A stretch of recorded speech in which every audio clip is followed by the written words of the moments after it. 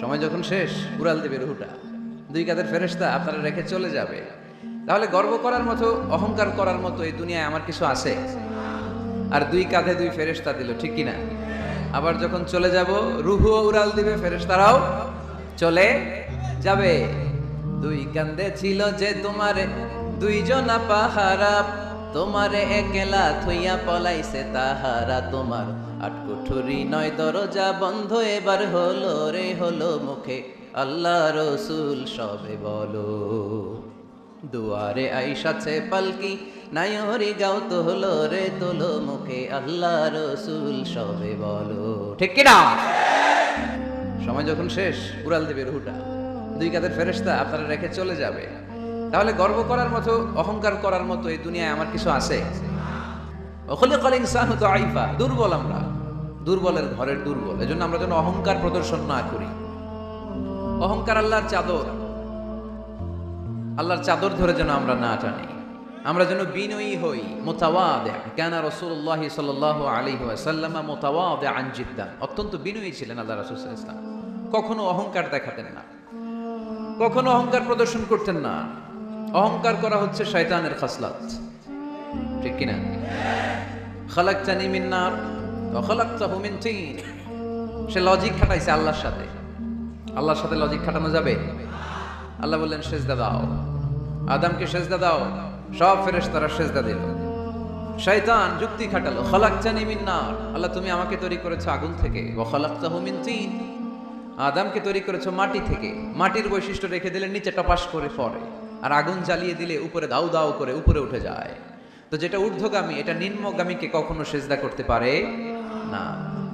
এই লজিক খাটাই আসে শেষ, ওর দুনিয়াও শেষ, আখিরাতও শেষ। আল্লাহর আদেশের ক্ষেত্রে কোনো লজিক নাই। সামি'না ওয়া আতা'না, শুনলাম মানলাম। আল্লাহ আদেশ করেছে, এই আদেশের উপরেই থাকতে হবে, বরকত আছে না নেই? এজন্য আমরা যেন অহংকারী না হই, আমরা যেন বিনয়ী হতে পারি। আল্লাহ তুমি তৌফিক দান করো।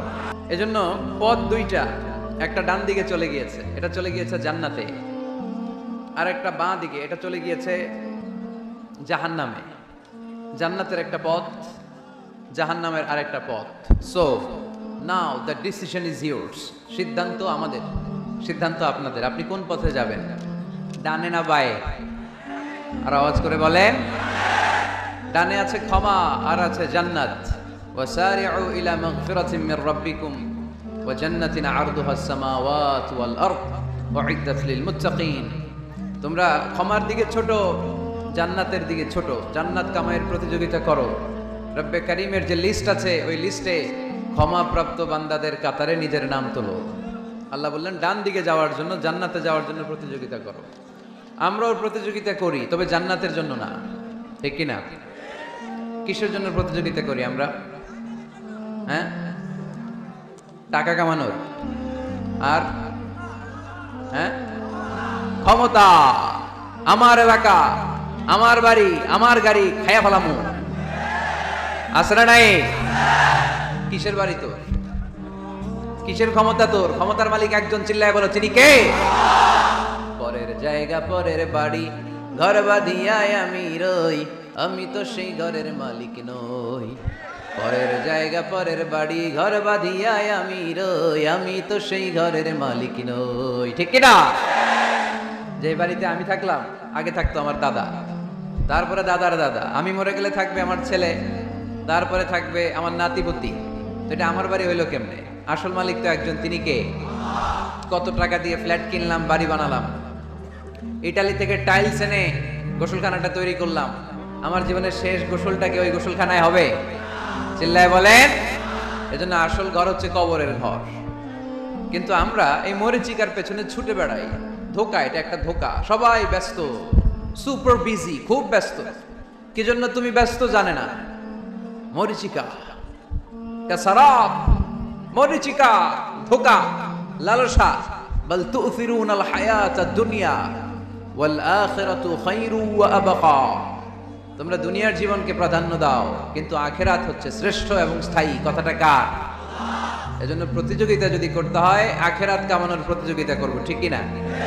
কিন্তু আমরা করি ক্ষমতা অর্জনের প্রতিযোগিতা, ক্ষমতার দাপট দেখানোর প্রতিযোগিতা, ক্ষমতার লড়াইয়ে টিকে থাকার প্রতিযোগিতা, সব আমার আমার। এই আমার আমার কথাটা খুব খারাপ। এখন থেকে আমার না বলে আমাদের বলবেন। কি বলবেন? আমাদের। তাহলে অহংকার একটু কমবে। মানুষের অহংকার থাকা উচিত না। হাল আতা আলাল ইনসানি হিনুম মিনাদ দাহর লাম ইয়াকুন শাইআম মাযকুরা। মানুষ কি তার সৃষ্টির দিকে একটু নজর করে তাকায় না? সে কি ছিল? সৃষ্টির শুরুতে সে উল্লেখ করার মতো কিছুই ছিল না। এই যে আমরা যখন ছোট্ট ছিলাম, বয়স যখন আমার 3, 2, তখন আমি কি কি করছিলাম মনে আছে? স্মৃতির পাতা হাতড়াতে হাতড়াতে পেছনে যেতে যেতে কত বছর বয়স পর্যন্ত আপনি ঘটনা বা স্মৃতি মনে রাখতে পেরেছেন বলেন? আমি মিজানুর রহমান আজহারি সর্বোচ্চ 3 বছরের, আমার বয়স যখন 3 ততটুকু খেয়াল আছে। এরপরে আমি আর খেয়াল নাই কি হয়েছিল আমার 2 বছর বয়সে। আমার বয়স যখন 6 মাস, I don't know anything about it, কিচ্ছু জানি না। মায়ের পেটের ভেতরে 9 মাস নাকি ছিলাম শুনছি, কিন্তু কি হয়েছে আমি জানি না। আপনি যদি আপনার স্মৃতির পাতা হাতড়াতে হাতড়াতে পেছনে যান, কতটুকু মনে আছে আপনার? কত বছর বয়সে? হ্যাঁ, কয় বছর? 4 বা 5। এর আগের কথা আমরা জানি না, কিন্তু মায়ের পেটের ভেতরে আমার লালন পালন করলো কে? কত ক্ষুদ্র আমি, কত তুচ্ছ আমি, কত নগণ্য আমি। এক ফোঁটা নাপাক পানি থেকে আল্লাহ আমার তৈরি করলো। Sperm drop, blood clot, little flash, কিচ্ছু ছিলাম না। জোকের মতো, ব্যাঙের বাচ্চার মতো ছোট্ট মায়ের জরায়ুর দেয়ালে লেপ্টে ছিলাম। সেখান থেকে আস্তে আস্তে আমারে বড় করলো কে? আমার ভেতরে রুহের ফুৎকার দিল কে? দুইটা জিনিস আল্লাহ সেট করে দিল। রুহের ফুৎকার দিল। আজকের মাহফিলটাকে আল্লাহ তুমি নাজাতের ওসিলা বানাও। আমার যে যুবক ভাইরা আজকের এই প্রোগ্রামে স্বতঃস্ফূর্ত অংশগ্রহণ করার মধ্য দিয়ে ইসলামের পক্ষে এই গণজোয়ারকে তৈরি করেছে, এই গণজোয়ারকে তুমি ইসলামের জন্য কবুল করো। আমার প্রাণপ্রিয় যুবক ভাইদেরকে তুমি সৈয়দনা ওমর ফারুক রাদিয়াল্লাহু তাআলা আনহুর মতো ইসলামের বীর সেনানী হিসেবে কবুল করো। পর্দার অন্তরালে আমার মা বোনদেরকে আল্লাহ তুমি খাদিজাতুল কুবরা তাহেরা রাদিয়াল্লাহু তাআলা আনহার মতো কবুল করো। আল্লাহর নেয়ামতের শুকরিয়া আদায় করে শেষ করা যাবে? ওয়া ইন তাউদ্দু নি'মাতাল্লাহি লা তুহসুহা। তোমরা যদি গুনতে শুরু করে দাও যে আল্লাহ কত নেয়ামত দিয়েছে, গুণে শেষ করা যাবে না। এজন্য সব সময় প্রশংসা করতে হবে একজন সত্তার, তিনি কে? লা ইন শাকারতুম লা আযীদান্নাকুম ওয়া লা ইন কাফারতুম ইন্না আযাবি লাশাদীদ। যদি আমি আল্লাহ শুকরিয়া করো, আমি আল্লাহ তোমাদেরকে নেয়ামত বাড়িয়ে দেব। আর যদি না শুকরি করো, তাহলে জেনে রেখো আমার আযাব বড় ভয়ঙ্কর। আমি আল্লাহ সব সময় ধরি না, ধরলে ধরে ধরে ধরে না, ধরলে আল্লাহ সারে না। খবরদার। এজন্য আমরা যেন নাফরমানি বাদ দিয়ে ভালো হয়ে যাই। যাহারাল ফাসাদু ফিল বাররি ওয়াল বাহর বিমা কাসাবাত আইদিন নাস। জলে স্থলে যে ফাসাদ, অশান্তি, অগ্নিকাণ্ড, জলোচ্ছ্বাস, এগুলো আমাদের হাতের কামাই। এগুলো কার হাতের কামাই? আমাদের। আমরা যদি আল্লাহওয়ালা হয়ে যাই, আসমান জমিনের সব বরকতের দরজা খুলে দিবে কে? আর তা না হলে আযাব আর গজব আমাদেরকে পাকড়াও করবে। এমন এমন আযাব আমাদের সমাজে এখন আসছে, আগে এগুলোর নামও শুনি নাই, ঠিক কিনা? গত কয়েক মাস আগে আমি তখন মালয়েশিয়া, পত্রপত্রিকায় দেখলাম যে ডেঙ্গু জ্বরে মানুষ মইরা সব শেষ বাংলাদেশে, তাই না? জলজন্ত তাজা তাজা প্রাণগুলো আমরা হারালাম ডেঙ্গু জ্বরে। জ্বরের নাম কি সবাই বলেন? মশার নাম কি? মশাও ডেঙ্গু? মশার নাম, জ্বরের নাম আগে শুনছি, আমার দাদারা শুনছিল, আমার নানিরা শুনছিল এগুলা না। এই যে একটার পর একটা আসে। কিছুদিন আগে আসছে বুলবুল, না কি নাম এটার? বুলবুল, ঘূর্ণিঝড় বুলবুল। তার আগে আসছিল নার্গিস, তার আগে আসছিল মহাসেন, আছে না নাই? এগুলো আমাদের হাতের কামাই। ভাইরা আজকে অনেক কষ্ট করেছে। আপনাদের এই থানার সম্মানিত ওসি সাহেব, উনি ওনার প্রোটোকল দিয়ে আমাদেরকে এখানে নিয়ে এসেছে। আপনাদের এই এলাকার সম্মানিত চেয়ারম্যান সাহেব সারাটা দিন অনেক কষ্ট করে এই প্রোগ্রামকে এনশিওর করেছে। বিশেষ করে আপনাদের অত্র এই আসনের সম্মানিত এমপি মহোদয় সেলিম ওসমান সাহেব, উনিও খুব খোঁজ খবর নিয়েছে এই প্রোগ্রামের ব্যাপারে। সর্বোপরি আমরা আল্লাহর কাছে শুকরিয়া জানাই যে আল্লাহ তাআলা আজকে আমাদেরকে সুস্থভাবে এই প্রোগ্রামে আসার সুযোগ করে দিয়েছে। এরকম প্রোগ্রাম, কোরআনের মাহফিল বন্ধ হোক, এটা কি আমরা চাই? কোরআনের কথা চলবে, এটা আমরা চাই কি চাই না? সেজন্য যদি ত্যাগ স্বীকার করা লাগে, দরকার আছে না নাই? ময়দানে যদি থাকতে হয়, রাজি আছি না নাই? আল্লাহ তুমি তৌফিক দান করো। মুসাপুর পশ্চিমপাড়া জামে মসজিদ। মুসাপুর কি গ্রামের নাম? যুব সংগঠন ওই এলাকাবাসীর যৌথ উদ্যোগ, মাশাআল্লাহ।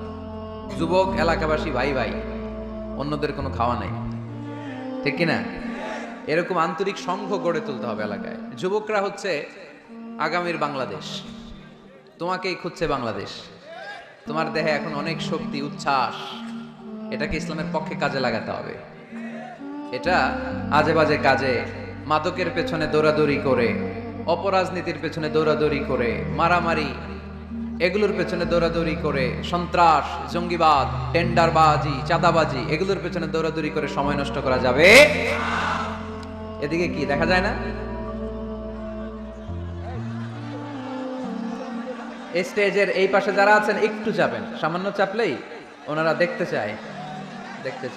বাস বাস বাস, একটু চাপতে হবে বোধহয় আপনাদের। মাশাআল্লাহ মাশাআল্লাহ, বসো বসো বসো, ঠিক আছে। নারায়ণগঞ্জের ছেলেরা অনেক ভদ্র। অন্যান্য জেলায় আমার আধা ঘন্টা লাগে থামাইতে। এইদিকে দেখে না, ওইদিকে মানুষের স্রোত, ধাক্কা ধাক্কি, এইদিকে জায়গা হয় না। বিশাল প্যান্ডেল, 1 লক্ষ লোক বসতে পারে, জায়গা করছে, এরপরও জায়গা হয় না। সর্বোচ্চ চেষ্টা করেছে কমিটি, আমি জানি তাদের সর্বোচ্চটা দিয়ে চেষ্টা করেছে। আসার পরে তারা আবেগ আপ্লুত হয়ে গিয়েছে। খায় নাই নাকি সারাদিন খায় নাই, অনেক কষ্ট করেছে আমি জানি।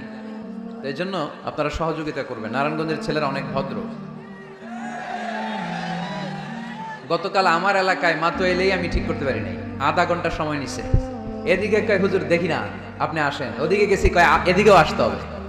পরে এদিকে যে এদের সাথে দেখা করলাম, সব শেষে আধা ঘন্টা 35 মিনিট পরে এরা ঠান্ডা হয়েছে। তারপরে লোকের ধাক্কা ধাক্কি, এই গণজোয়ার এগুলো কোরআনের বিজয়ের একটা সাক্ষী, বিজয়ের একটা সাইন, ঠিক কিনা?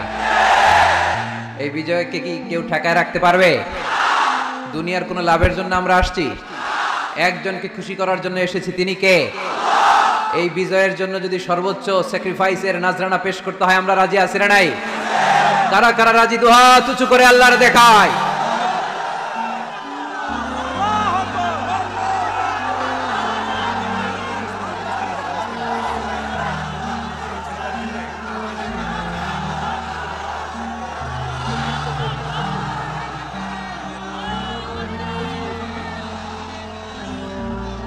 আল্লাহ তুমি কবুল করো। এই যে যুবক ছেলেগুলো খেলার মাঠে যায় না, এখন আড্ডাবাজিতে যায় না, টেন্ডারবাজিতে যায় না, চাঁদাবাজিতে যায় না, উল্টাপাল্টা কোনো কাজে যায় না। এরা যাত্রাপালায় এখন আর যায় না, এরা গানের কনসার্টে যায় না, এরা কোরআনের প্রেমে পাগল হয়ে এসেছে, ঠিক কিনা? কোনো বিরিয়ানির প্যাকেট আছে নাকি আজকে? তাইলে এই গণজোয়ার এটা কোরআনের পক্ষে না বিপক্ষে? আমরা কোরআনের পক্ষে থাকতে চাই কি চাই না? আল্লাহ তুমি আমাদেরকে কবুল করো। কোরআনের প্রতি ভালোবাসাকে ইসলামের বিজয়ের জন্য তুমি কবুল করে নাও। এজন্য যুবক যারা আছো, তোমরা আগামীর বাংলাদেশ, তুমি বাংলাদেশ, তুমি বাংলাদেশ। 10 বছর 20 বছর এমন ভাবে আমরা বাংলাদেশের জন্য কাজ করব যাতে গোটা বিশ্ব বাংলাদেশের নাম শুনলে এটা একটা সমৃদ্ধ দেশ, সুখী দেশ, একটা মডেল কান্ট্রি, এই হিসেবে যেন বাংলাদেশকে এক্সাম্পল দিতে পারে, ঠিক কিনা? সেজন্য তোমাদেরকে কাজ করতে হবে খুব বেশি। অলসতা করা যাবে? কাজে কোনো লজ্জা নেই, লজ্জা হচ্ছে অলসতায়। Never underestimate any job. কোনো চাকরি, কোনো ব্যবসাকে ছোট চোখে দেখবে না, whether it small or big. ছোট চাকরি হোক, ছোট ব্যবসা হোক, আমরা করব। আমরা স্বাবলম্বী হতে চাই, নিজের পায়ে দাঁড়াতে চাই, আমরা আত্মমর্যাদা সম্পন্ন মুসলিম হতে চাই, ঠিক কিনা? কেইছে এখানে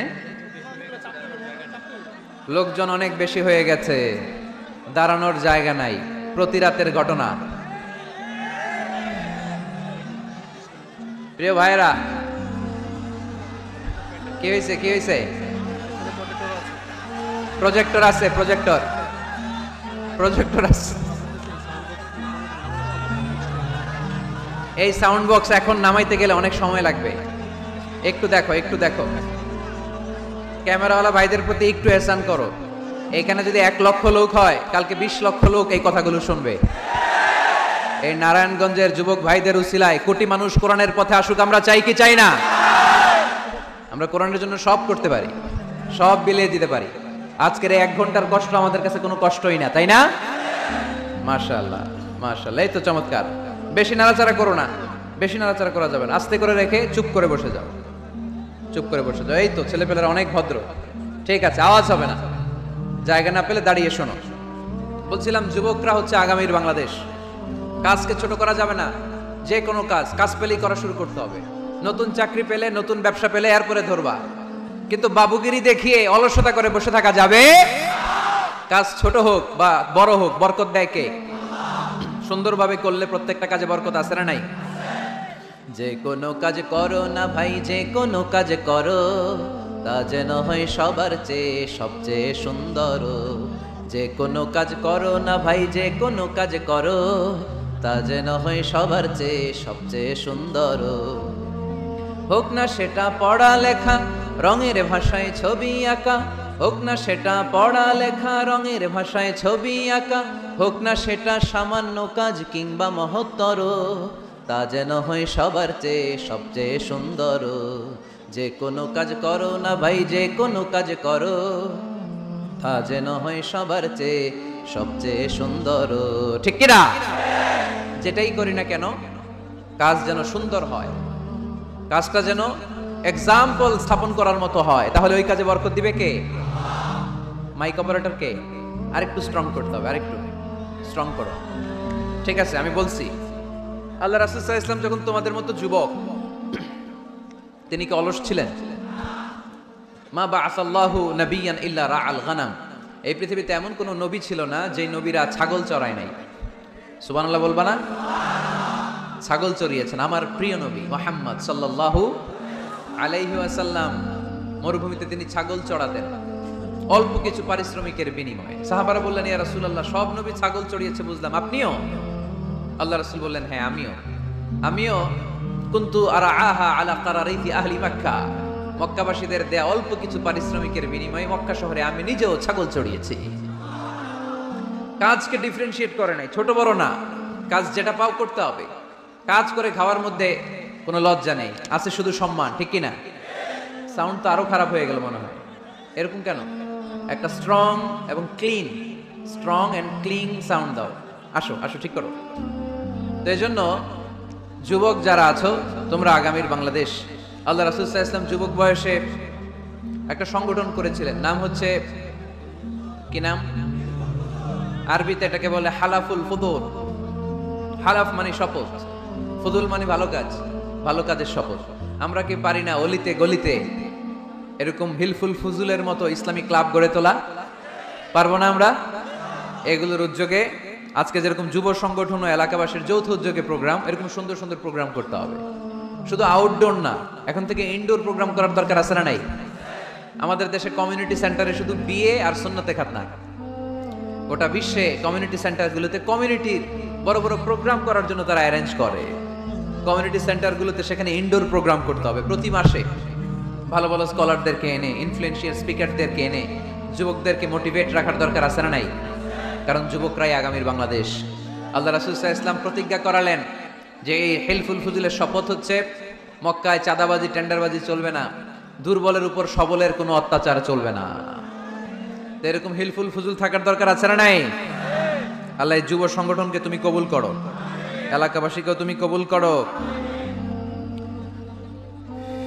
মিনার বাড়ি বন্দর, নারায়ণগঞ্জ, মুসাপুর রাস্তার পাশে 2 দিন ব্যাপী তাফসীরুল কোরআনের প্রোগ্রামের আজকে দ্বিতীয় রজনী। প্রথম দিন কথা বলেছিলেন হযরত মাওলানা সাদিকুর রহমান আল আজহারী।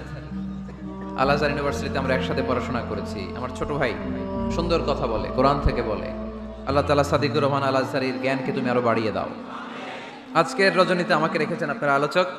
আমার আগে কথা বলেছে very energetic, hard working, enthusiastic যুবকদের আইকন শায়েখ সিফাত হাসান। সে আমারও মাঝে মাঝে বসায় ওয়াজ করে, সুন্দর সুন্দর কথা শোনায় সে আমাকে, আমিও মন্ত্রমুগ্ধ হয়ে শুনি। যুবকরা যেখানেই আছে ওখানে এনার্জি আছে না নাই? যুবকদের থেকে কথা শুনতে হবে, কারণ যুবকদের মধ্যে আছে অনেক শক্তি। এই শক্তিকে আমরা পজিটিভ ওয়েতে কাদাদিন কষ্ট করছে, এখনো যোগাযোগ মেনটেন করে যাচ্ছে। এরকম নেতা আমাদের থানাগুলোতে থাকুক, আমরা চাই কি চাই না?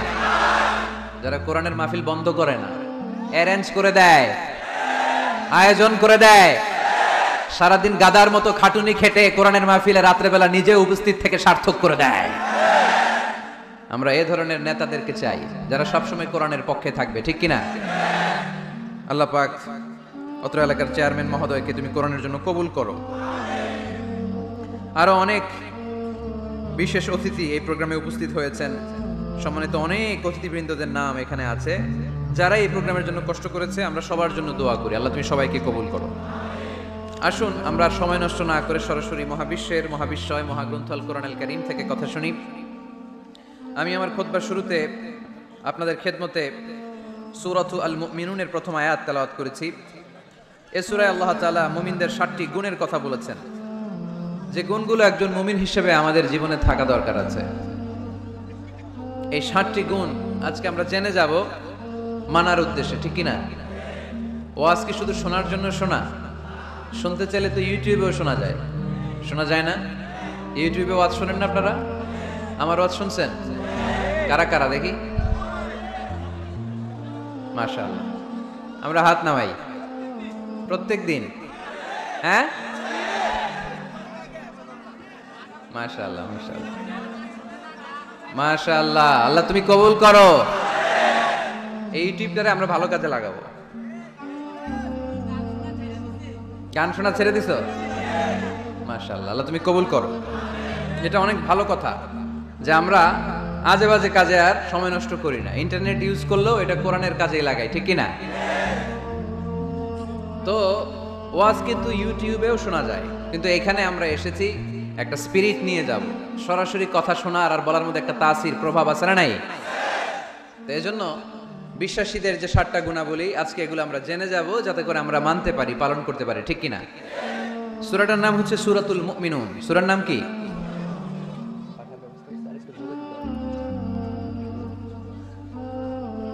সূরাতুল মুমিনুন, বিশ্বাসীদের নামে সূরা, তাই না? আবার দেখেন কাফিরদের নামেও কোরআনে সূরা আছে না নাই? কি নাম? সূরাতুল কাফিরুন আছে না? কুল ইয়া আইয়ুহাল লা আ'বুদু মা। তাহলে আমরা হলাম বিশ্বাসী। আমরা কি? আমাদের নামে একটা সূরা দিল কে? খুশি লাগে না?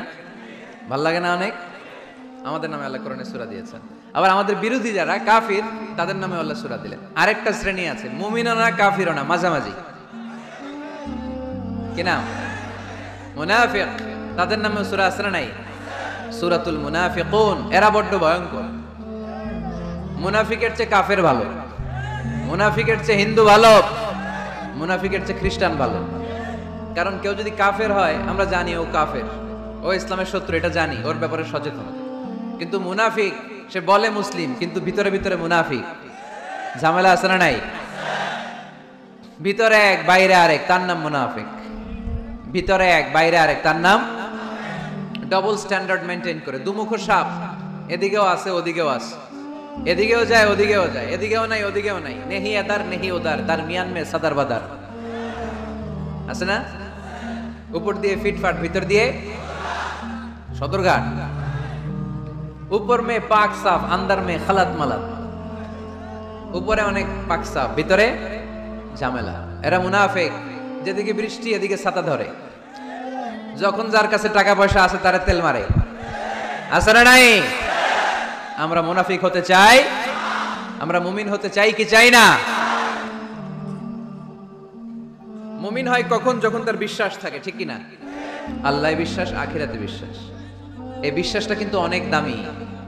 টাকা দিয়ে বিশ্বাস কিনা যায় না। আমরা আল্লাহর উপর বিশ্বাস রাখি, আখিরাতে বিশ্বাস রাখি, নবী রাসূলদের উপর বিশ্বাস রাখি, তাই আমরা মুমিন। বিশ্বাসটা অনেক দামি। ঈমান যার মধ্যে থাকে সে হচ্ছে মুমিন। আমল পড়ে, আগে ঈমান। আগে কি? ঈমান হচ্ছে সংখ্যা, আমল হচ্ছে শূন্য। এখন ঈমান নাই, আপনার আছে শুধু আমল। শূন্য বসাতে বসাতে বসাতে বসাতে নারায়ণগঞ্জ থেকে ঢাকা, এটার কোনো দাম আছে? 2000 শূন্য আপনি পাইছেন, 2000 ফলাফল কি? শূন্য। কারণ ঈমান নাই, সংখ্যা নাই। এবার আপনার ঈমান আছে, পেলেন একটা সংখ্যা 1, তারপর আমল করতে শুরু করলেন, পেলেন শূন্য। যাকাত দিলেন, পেলেন শূন্য। হজ করলেন, পেলেন শূন্য। দাম আছে না নাই? একের পরে শূন্য দিলে দাম আছে না? তাহলে আগে লাগবে কি? ঈমান। ঈমান মানে বিশ্বাস। বিশ্বাসটা খুব দামি। এই বিশ্বাস যেন নষ্ট না হয়, বিশ্বাসে যেন আঘাত না আসে। বিশ্বাসটা কত দামি জিনিস দেখেন। বন্ধু বন্ধুর মধ্যে যদি বিশ্বাস না থাকে, বন্ধুত্ব টেকে? কথা বলেন। স্বামী যদি স্ত্রীরে বিশ্বাস না করে সম্পর্ক টিকে? কথা বলেন। বিশ্বাস অনেক দামি জিনিস। দেখবেন বাবা যখন তার ছোট্ট মেয়েটাকে কোলে তুলে উপরে এরকম ছুঁড়ে মারে, ছোট্ট মেয়েটা খিলখিল করে হাসে। যদি নিচে পড়ে যায় ভর্তা হয়ে যাবে, তারপরেও হাসে, কারণ মেয়েটার বাবার উপর বিশ্বাস আছে, বাবা আমারে ফেলে দিবে না, বাবা ঠিকই আমাকে কোলে তুলে নেবে, ঠিক কিনা? মেয়েটার বাবার প্রতি অগাধ বিশ্বাস। ঢাকা থেকে একজন গ্রিন লাইনের বাসে উঠছে, টিকিট কাটছে কক্সবাজারের। গ্রিন লাইনের বাসের নাম শুনছেন তো না? কক্সবাজার যাবে। ব্যাগ ট্যাগ নিয়ে বাসে উঠেই দেখবেন অনেক হাই প্রোফাইলের লোকেরা ল্যাপটপ নিয়ে, টাকা পয়সা নিয়ে বাসের উপরে ব্যাগ রেখে আরামসে ঘুম দিচ্ছে। বাইরে প্রচন্ড বৃষ্টি, তার কোনো টেনশন নাই। সে যদি টেনশন করতো তাহলে ঘুমাইতে পারতো? তাহলে তো তাকায় থাকা লাগতো এরকম, দেখি তো বাসওয়ালা কই যায়। কক্সবাজারের টিকিট কাটছি, সকালবেলা উঠে যদি দেখি কক্সবাজার না নিয়ে যশোর চলে গেছে, বেজাল আছে না? তার মোটেও টেনশন নাই, কারণ গ্রিন লাইন কোম্পানির প্রতি এই ক্লায়েন্টের অনেক বিশ্বাস। আমি আরামসে চাদর গায়ে দিয়ে একটা ঘুম দিব, সকালে ঠিকই এই গ্রিন লাইনের বাস আমাকে কক্সবাজার নামিয়ে দিবে। চিল্লায় বলেন ঠিক কিনা? তার মানে বিশ্বাসটা অনেক জরুরি। বিশ্বাসে মিলাই বস্তু, তর্কে বহুদূর। এজন্য আমরা বিশ্বাসী হতে চাই। আমরা কি হতে চাই? আর বিশ্বাসীদের নামে এই সূরাটা ডেডিকেট করলেন কে? সূরাতুল মুমিনুন। সূরাটার নাম কি? আরো জোরে বলেন, কি নাম? সূরাতুল মুমিনুন। এই সূরাটা নাজিলের একটা ব্যাকগ্রাউন্ড আছে, শানে নুজুল, কোন সময়ে কোন প্রেক্ষাপটে নাজিল হলো, এটা শুনলে সূরার তাফসীর বুঝতে আমাদের সুবিধা হবে। আল্লাহ রাসূল সাল্লাল্লাহু আলাইহি ওয়াসাল্লাম সাহাবাদেরকে নিয়ে বসা, হঠাৎ করে উমরে ফারুক মৌমাছির আওয়াজ শুনতে পেলেন, ভন ভন ভন ভন আওয়াজ। হাদিসটা এসেছে মুসনাদ ইবনে আহমদ ইবনে হাম্বলে, সুনানি তিরমিজিতে। ভন ভন মৌমাছির যখন আওয়াজ, উমরে ফারুক মৌমাছি খুঁজতে আরম্ভ করলেন, কিন্তু কোনো মৌমাছি উনি খুঁজে পান না। তখন উনি বুঝতে পেলেন আসলে এটা মৌমাছি না, এখনই আল্লাহ রাসূল সাল্লাল্লাহু আলাইহি ওয়াসাল্লামের উপর কোরআনের আয়াত নাজিল করতেছে কে? অনেকগুলো পদ্ধতিতে আল্লাহ রাসূল সাল্লাল্লাহু আলাইহি ওয়াসাল্লামের কাছে কোরআন এসেছে। আমরা তো মাগনা মাগনা কোরআন পাইছি, সুন্দর করে এমদাদিয়া কোম্পানি ছাপাই দিছে, আব্বা কিনা বাসায় নিয়ে আসছে, এবার আমি রমজান মাসে কোরআনের খতম দেই। আহা, আল্লাহ রাসূল সাল্লাল্লাহু আলাইহি ওয়াসাল্লাম কি এত সহজে কোরআন পেয়েছে? না, অনেক কষ্ট করে তিনি কোরআন রিসিভ করতেন। মিসলা সালসালাতিল জারাস, মাঝে মাঝে ঘন্টার ধ্বনির মতো কোরআন নাজিল হতো। প্রাইমারি স্কুল ছুটি হলে দপ্তরি ঘন্টা বাজায় না, ধাম ধাম বিকট আওয়াজ হয়। এরকম আওয়াজে যখন কোরআন নাজিল হতো, আল্লাহ রাসূল সাল্লাল্লাহু আলাইহি ওয়াসাল্লাম কোরআন রিসিভ করতে যেয়ে ঘেমে যেতেন শীতের রাতে। আজকে একটা শৈত্য প্রবাহ গেছে না, প্রচন্ড শীত। দুপুরবেলা আমার প্রোগ্রাম ছিল কিশোরগঞ্জের, কি নাম, পাকুন্দিয়া। প্রচন্ড শীতে লোকজন কাঁপছিল। আপনাদের তো প্যান্ডেল আছে, ওদের প্যান্ডেলও ছিল না, খোলা ময়দানে লক্ষ লক্ষ মানুষ। এই প্রচন্ড শীতের রাতে আম্মা জান আয়েশা রাদিয়াল্লাহু তাআলা আনহা উনি কাঁপতেন, আর এই কোরআন রিসিভ করতে যে বিষ্ণু ইসা ইসলাম ঘামতেন। সুবহানাল্লাহ বলতে পারলেন না? এত কঠিন ছিল ওহি রিসিভ করা। ইন্না সানুলকি আলাইকা কাওলান সাকিলা, নবী হে এই কোরআনের বাণীটা অনেক সাকিল, ভারী, এত ভারী। ওটের উপর বসে থাকা অবস্থায় যখন কোরআন নাজিল হতো, তখন রাসূল সাল্লাল্লাহু আলাইহি ওয়াসাল্লাম যে ওটের উপর বসে আছেন, ওটের পাগুলো জমিনে গেড়ে যেত। ঘোড়ার উপর বসে থাকা অবস্থায় কোরআন নাজিল হলে ঘোড়াটা দাঁড়ানো থেকে বসে যেত। মাঝে মাঝে সাহাবাদের গায়ে হেলান দিয়ে পায়ের মধ্যে মাথা রেখে রাসূল সাল্লাল্লাহু আলাইহি ওয়াসাল্লাম শুয়ে থাকতেন। এক সাহাবীর পায়ে মাথা রেখে আল্লাহ রাসূল সাল্লাল্লাহু আলাইহি ওয়াসাল্লাম শুয়ে আছেন, তিনি টেরই পাচ্ছেন না। হঠাৎ করে কোরআনের আয়াত নাজিল হতে লাগলো। সাহাবী বললেন, হঠাৎ করে আমি টের পেলাম বিশ্বনবীর মাথাটা অনেক ভারী হয়ে গেল। আমার মনে হচ্ছে যে রাসূল সাল্লাল্লাহু আলাইহি ওয়াসাল্লামের মাথার ভারে আমার পায়ের হাড্ডি ফেটে খান খান হয়ে যাবে। সুবহানাল্লাহ পড়েন। তো এই কঠিন কোরআন যখন রাসূল সাল্লাল্লাহু আলাইহি ওয়াসাল্লাম রিসিভ করতেন, তিনি ঘেমে যেতেন। আবার মাঝে মাঝে সাইয়েদনা জিবরাইল আলাইহিস সালাম সরাসরি ওনার সূরাতে আসতেন কোরআন নিয়ে। হেরা পর্বতে আর সিদরাতুল মুনতাহায়, এই দুই জায়গায় আল্লাহ রাসূল সাল্লাল্লাহু আলাইহি ওয়াসাল্লাম সাইয়েদনা জিবরাইল আলাইহিস সালামের মূল আকৃতিতে উনাকে দেখতে পেয়েছিলেন। মাঝে মাঝে স্বপ্ন যোগে আসতো এই ওহী। পর্দার আড়াল থেকে মেরাজের রাতে তিনি পেয়েছেন ওহী। মাঝে মাঝে ইউলকা ফি কুলুবি রাসূলিল্লাহ, আল্লাহ রাসূল সাল্লাল্লাহু আলাইহি ওয়াসাল্লামের অন্তরে ওহী ঢেলে দেয়া হতো। আর মাঝে মাঝে মিসলা সাউতিন নাহাল, মৌমাছির ভনভন ভনভন আওয়াজের মতো কোরআন নাজিল করতো কে? ভনভন আওয়াজ দেখে ওমরে ফারুক বুঝলেন এটা আসলে মৌমাছি না, কোরআনের আয়াত।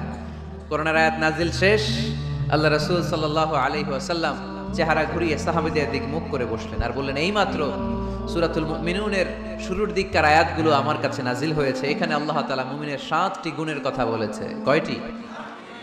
সবাই বলতে হবে কয়টি গুণ?